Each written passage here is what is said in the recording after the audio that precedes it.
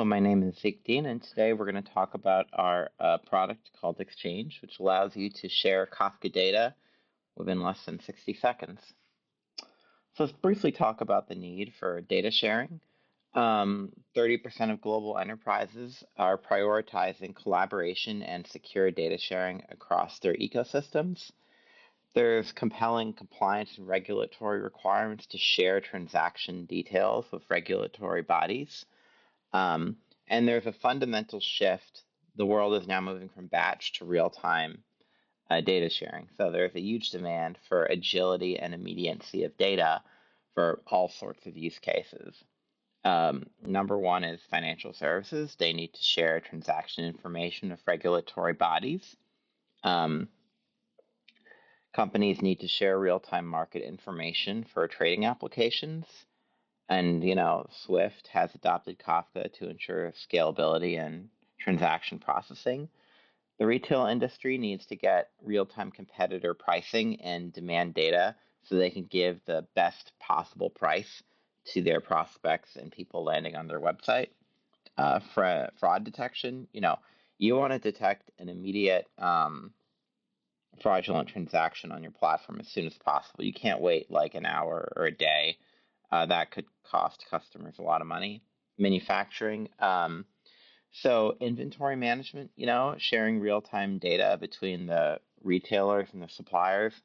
So in manufacturing, like vehicle manufacturing, if you're on an assembly line, you're making 1,000, 2,000 cars, you need to make sure you have every single component available at the workstation within seconds.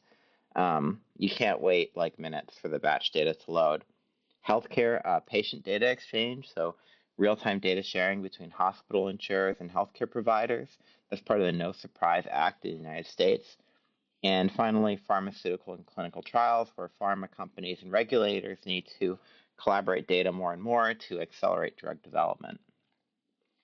So, real time data sharing traditionally has been done by creating uh, replica Kafka clusters. So, partner B would essentially connect to company A's internal data through what's called a replicated Kafka cluster. So company A has to provision a Kafka cluster. They have to set up mirror maker between the primary Kafka cluster and the read-only Kafka cluster, and then they have to replicate data back and forth. So basically, they're setting up like an active-active architecture, which is a massive headache because you have to manage the ingress and egress traffic from the external provider, and then making sure that the data is most up to date when you're doing this async replication between the primary cluster and the exchange cluster.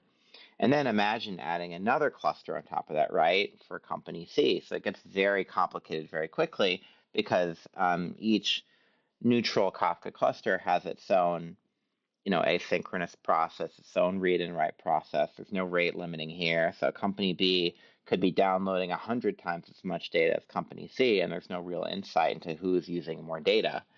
This whole architecture is extremely painful. There's a massive amount of operational complexity.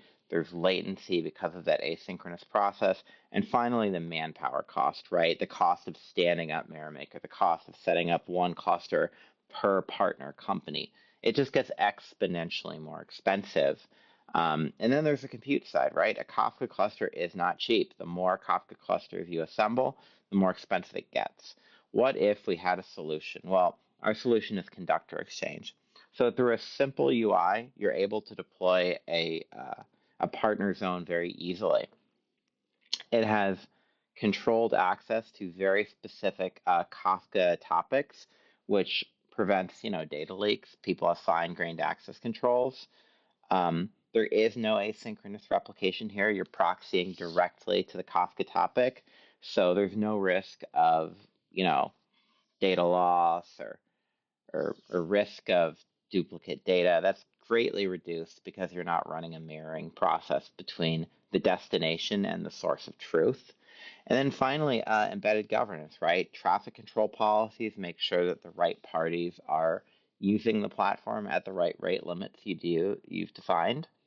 They're setting up auditing for data access, so anyone who accesses data will see it. We also have additional capabilities outside of Exchange that link in through Trust and Shield, which give you the ability to filter, mask, transform, and encrypt your data. Um, so our platform basically, instead of setting up one Kafka cluster and a mirroring solution per every other partner, is you just simply have a proxy. It's called Exchange, and then through the UI, we deploy what are called partner zones, which are finely grained, scoped, and access points into the internal Kafka cluster. So you're setting up like a very specific way to use the internal Kafka cluster. So you're not putting any risk to the internal Kafka cluster.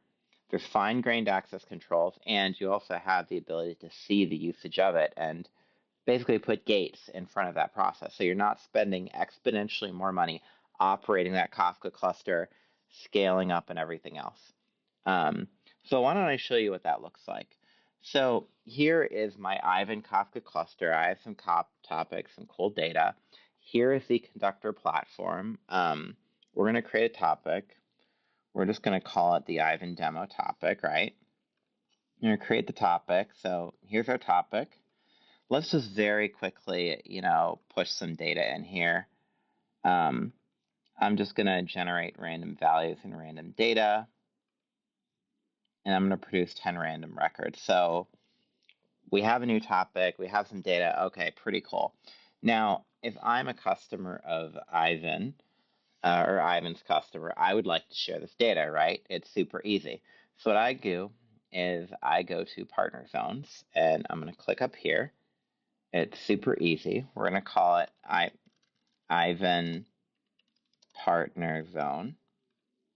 We select the gateway, and here you can put in the contact information, the advertisement for the partner, so that this metadata is shared.